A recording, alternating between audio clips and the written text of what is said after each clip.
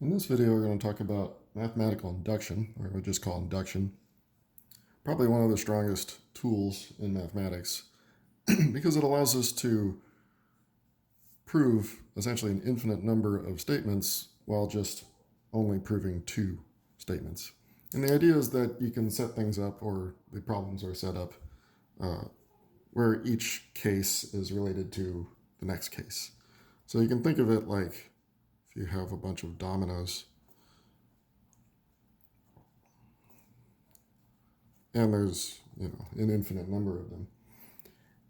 So instead of checking after the experiment is run that all the dominoes have fallen over, you can just check to see that every domino will knock over the one in front of it. So in this analogy, it would just be that the distance is not too far. So checking the distance is not too far is great, but also nothing really happens with that. You also need to make sure that you knock over the first one. So those are the two steps of induction. Knocking over the first one is called the base case, so we just check the first case that we want to prove, and then we check that each case will prove the next one. So in this example, we're looking at the sum of squares, so we went over summation notation last time. So this sum looks like 0 squared plus 1 squared plus 2 squared, all the way up to n squared. So it's the sum of the first n squares. Well, n plus 1 if you count 0, but really we can sort of start this sum at just 1 if we wanted to. Let's actually just do that. Start it at 1. So that would be our base case. When n is equal to 1, well, then there's not much going on here. There's just the 1 squared, which is 1. So we just really need to check in our base case that if I plug in 1 into that formula, I get 1. So I'll put base case. And on the left-hand side, you just have 1 squared, which is 1. On the right-hand side, we plug in 1. So 1 times 1 plus 1, 2 times 1 plus 1, all over 6. And you can check that's 1 times 2 times 3 over 6 is 1. So the base case does check out. So we know we can knock over the first domino. Now we need to show that if it's true for k, then that would mean that it's true for k plus 1, the very next one. So the idea is you can think of it two different ways. You could start at k and then push it towards k plus 1, or you can start at k plus 1 and then reduce it to k and see that that's true. We're going to take the I guess, more direct approach. So we'll assume that it's true for k. So we'll call this the induction step.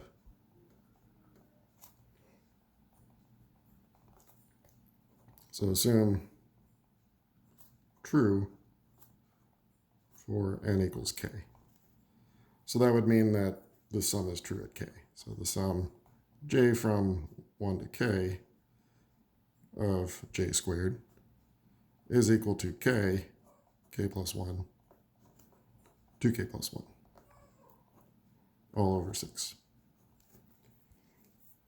Now the idea is, how do we move this to the next case? Well, the right-hand side would be plugging in k plus 1 for all the k's, but it's easier to algebraically change the left-hand side to the next case, because this is the sum all the way up to k squared. So to move this to the next case, we just add k plus 1 squared. So we add k plus 1 squared to both sides. That would change this to the sum j from 1 to k plus 1 of j squared. So it is the next case. And on the other side, we just have to see that if I add k plus 1 squared to this expression, I get the same expression, but instead of all those k's, I get k plus 1s. So it's going to boil down to a bunch of algebra. So k plus 1, 2k plus 1, all over 6. And then we're adding k plus 1 squared to both sides. So we already did that to this side, just having the next case in the sum. And on this side, we just have to do some algebra. We'll try and simplify things. There's a common factor of k plus 1 that we can factor out. So that'll leave k, 2k plus 1 over 6, and one of these k plus 1s.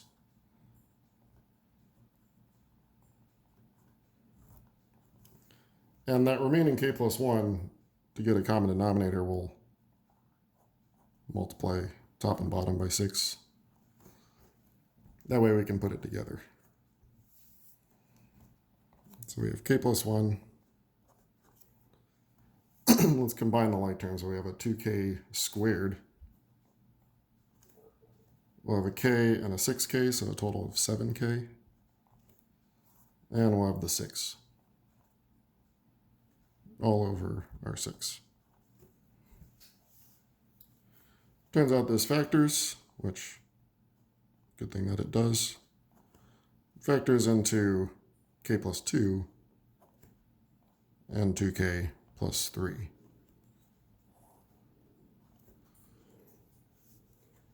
And this is basically it, because you can check that this is just this one, but with all those k's replaced with k plus 1. So if I replace this k, I get this k plus 1. Do some arrows.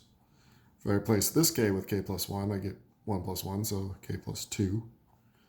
And this k with k plus 1, I get 2k plus 2 plus 1, so that's 2k plus 3. So what we've shown is adding that k plus 1 squared to both sides does produce the formula, but with k plus 1 inserted for each of the k's. So that's all there is to it for that proof.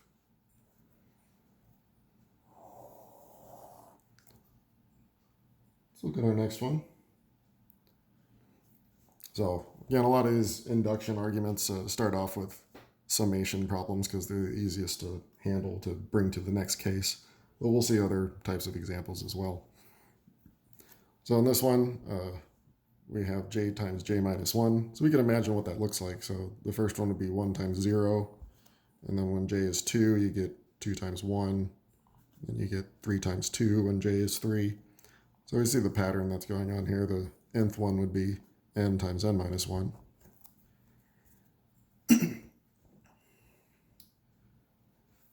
So let's look at the base case. So when when n is equal to 1, you just have that first term, which is 0.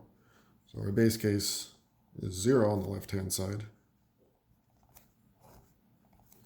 And if I plug in 1, we do see we get 0 on the right-hand side. It would be 1 times 1 squared minus 1. That's the 0 divided by 3, so that's 0. Now for our induction step,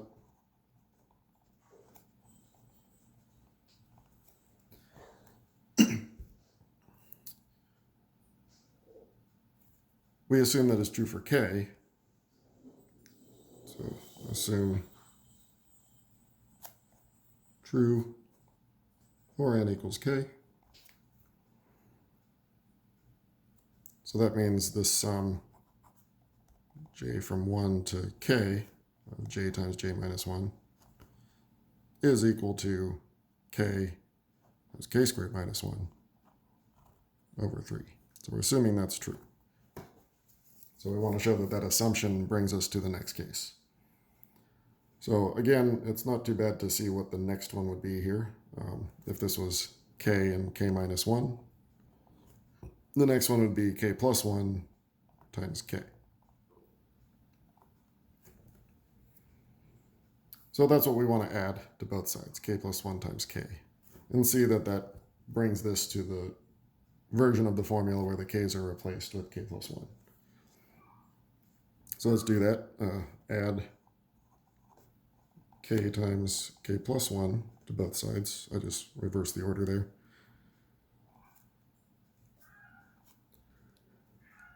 So that does bump up the sum to the k plus 1 case. Nothing really happens on this side. But we do need to check that adding that to this side does bump us up to the next case.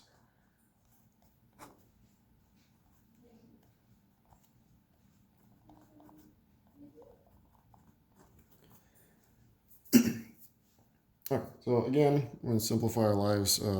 This is a difference of squares. So there's a k and a k plus 1 that can be factored out here.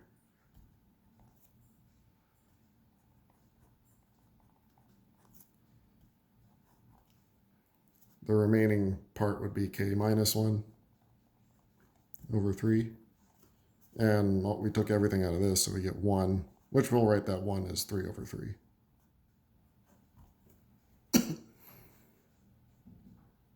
So combining, we get k plus 2 over 3.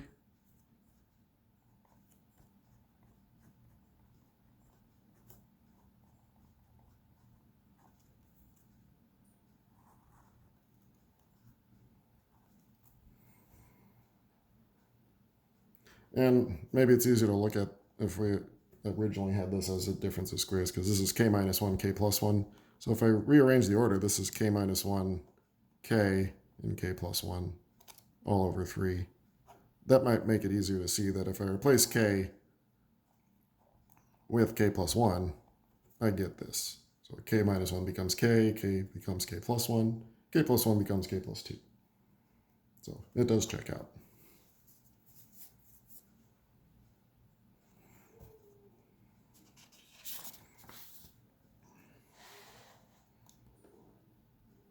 Okay.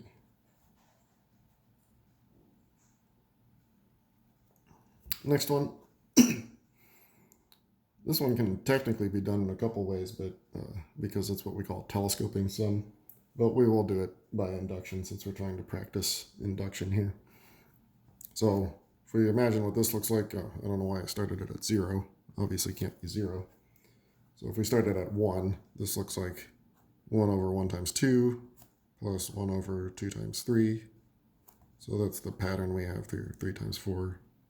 And it would go to n, so it would go to 1 over n times n plus 1. So the base case would be n equals 1 again. So when n equals 1, we get that first term here, which is 1/2 on the left-hand side. On the other side, we have 1 minus 1 over 1 plus 1. And sure enough, that is 1/2. So the induction step.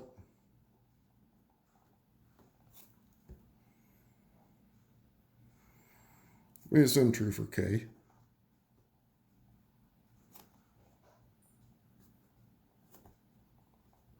So that would mean that the sum j going from 1 to k of this sum, j and j plus 1, is equal to 1 minus 1 over k plus 1.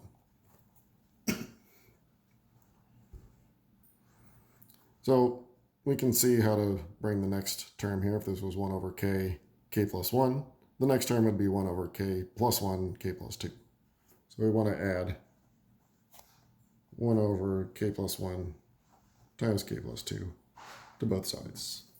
That, of course, bumps this up to the sum going to k plus 1.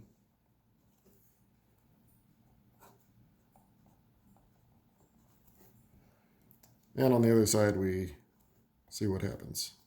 1 minus 1 over k plus 1 plus 1 over k plus 1 times k plus 2. So it's easy to see what we want to get to. We want to get 1 minus 1 over k plus 2. That's the next one. So that's what this should simplify to. And I believe like the 1 is already there, so we really just want to put these two together. So we'll multiply top and bottom here by k plus 2 to get a common denominator. Be careful with the minus sign. So this is 1. What do we get? We'd have a minus k minus 2 plus 1. So we're getting minus k minus 1. So if I factor that minus out, I do get k plus 1 on the top. Just be careful with the algebra there. And the k plus 1's canceled out. So I get exactly what I want.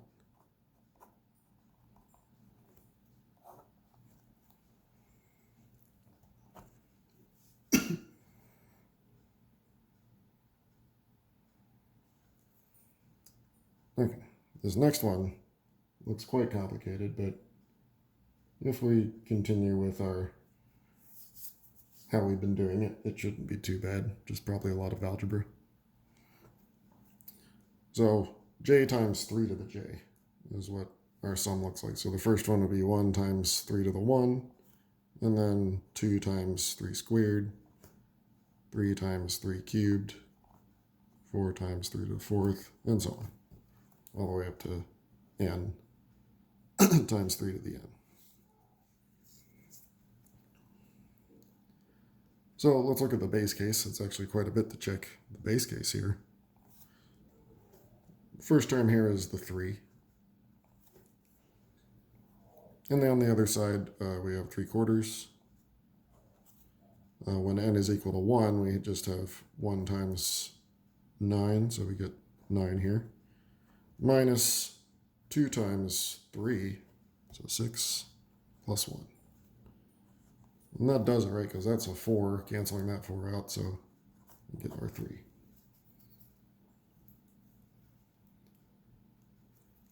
Now for the induction step, we assume that it's true for n equals k.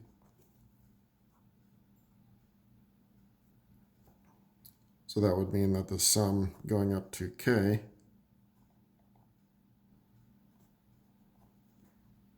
of j, 3 to the j, is equal to this mess on the other side with k's. K times 3 to the k plus 1 minus k plus 1, 3 to the k plus 1. Okay, so the next term would be k plus 1 to the times 3 to the k plus 1. So that's what we want to add to both sides.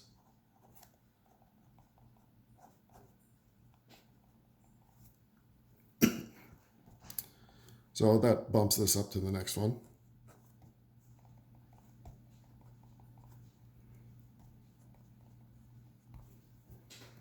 And we got to add that to this.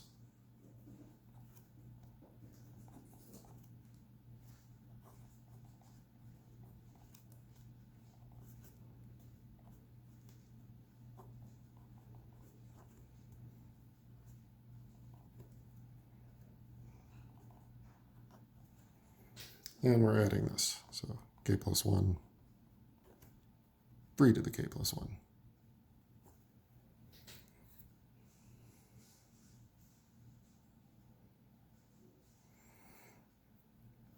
So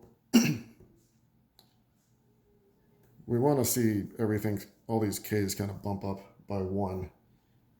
So we need to be careful how we do this.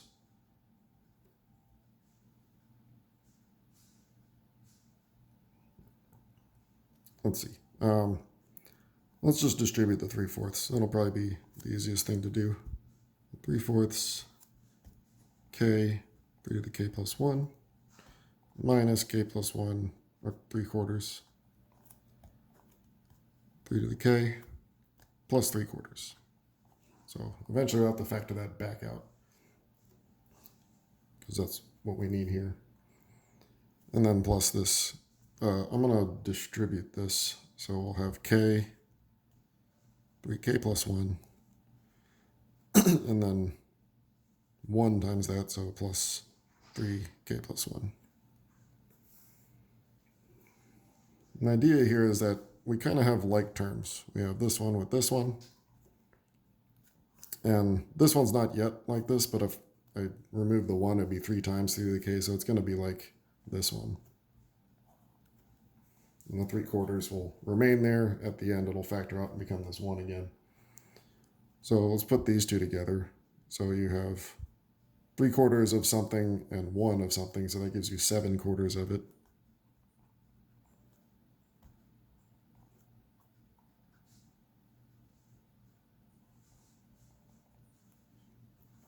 And with these two, you have 3 of the 3k's, and you have 3/4 k plus 1 of them that we're subtracting. So you have 3 minus 3 3/4 k plus 1 of 3 to the k, and then plus this 3/4.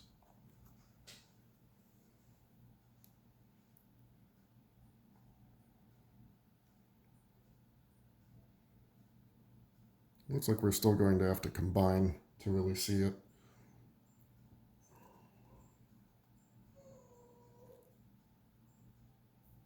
It's just, yeah, we'll just have to multiply the whole mess out. I was trying to be slick about it like we saw in the last ones, but probably going to have to multiply the whole thing out and then recombine.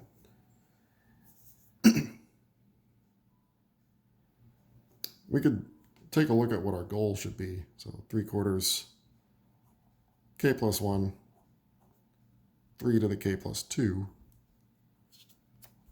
minus k plus 2, 3 to the k plus 1, and then plus 1.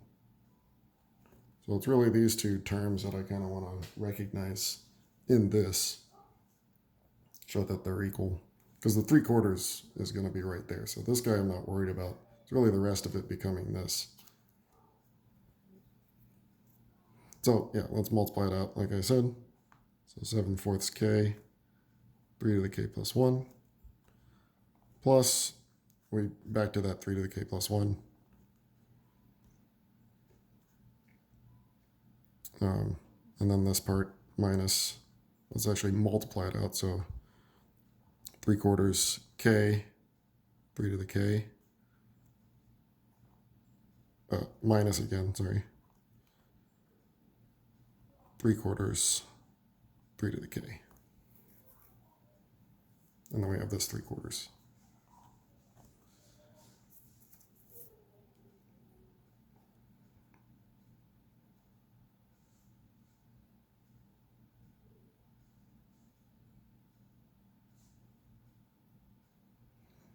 Probably what we need is all of the, because notice the lowest power of 3 is 3 to the k plus 1. So we need to combine these two, these sort of absorb these 3's into those 3 to the k's. So I'm going to have to get a new sheet of paper.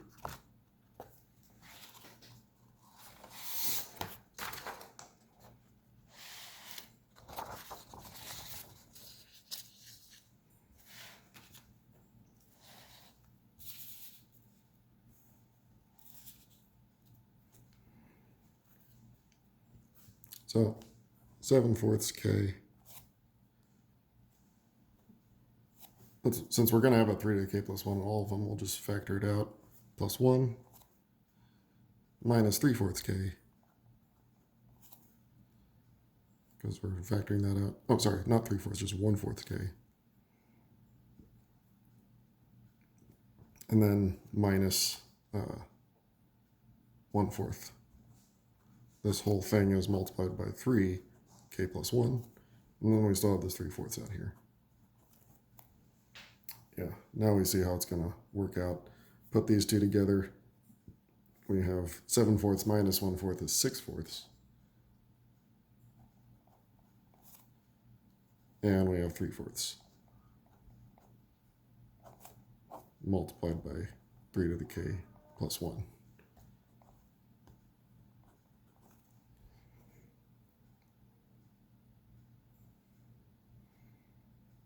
Okay.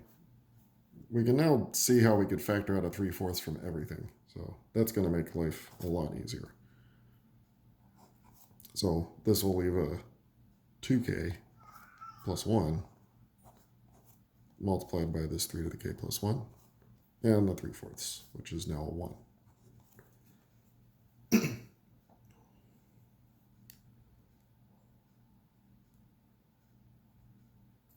And so we have to do something clever here.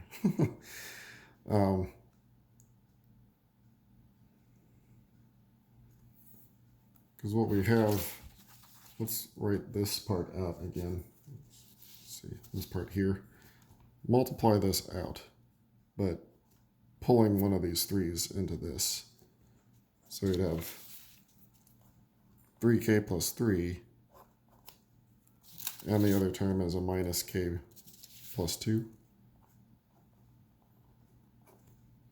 This whole thing multiplied by 3 to the k plus 1. So it should be that these two make this, right? Yeah, 3. Yeah, so these two are the same. And that's finally it. So that one was a bit rougher than I thought it was going to be. But yeah, we made it through.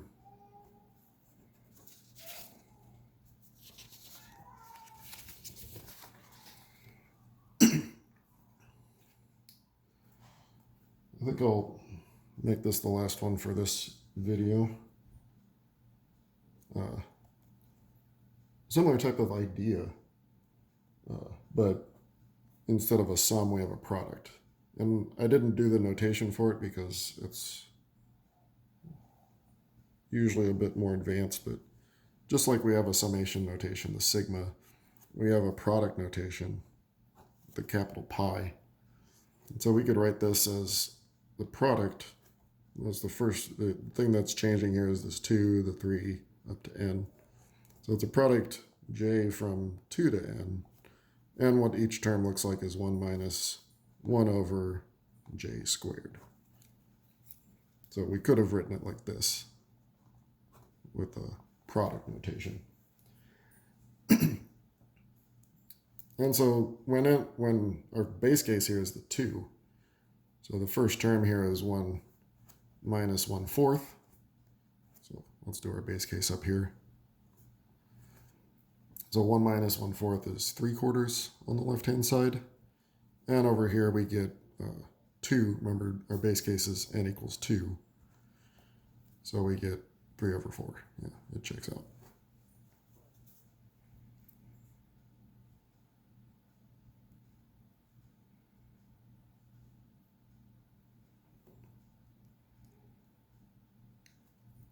Okay, so we need the induction step. So if we assume it's true at k, so this product going up to k,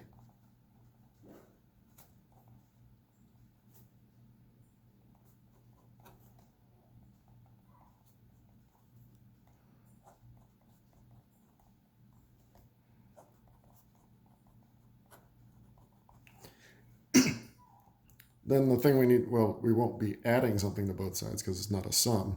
We'll be multiplying the next case to both sides. So 1 minus 1 over k plus 1 squared. So that's what we'll multiply on both sides by 1 minus 1 over k plus 1 squared. So that will bump this product up to the next one. So this will be a product j from 2 to k plus 1 of this 1 over, or 1 minus 1 over j squared. And then we have to multiply it to the other side.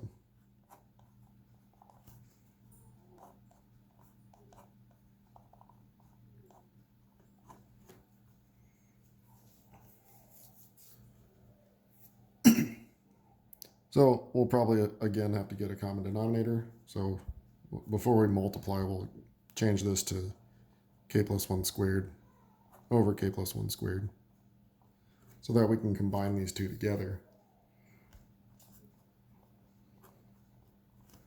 So that would give us k plus 1 squared minus 1. If I multiply that out, that's k squared plus 2k plus 1 minus 1, k plus 1 squared. So we can see one of the k plus 1s are going to cancel out here. And this factors into k times k plus 2. So, we can just cancel out a k, right? So that does become k plus 2 over 2 times k plus 1. And that is the next case from here. The k's are replaced with k plus 1s.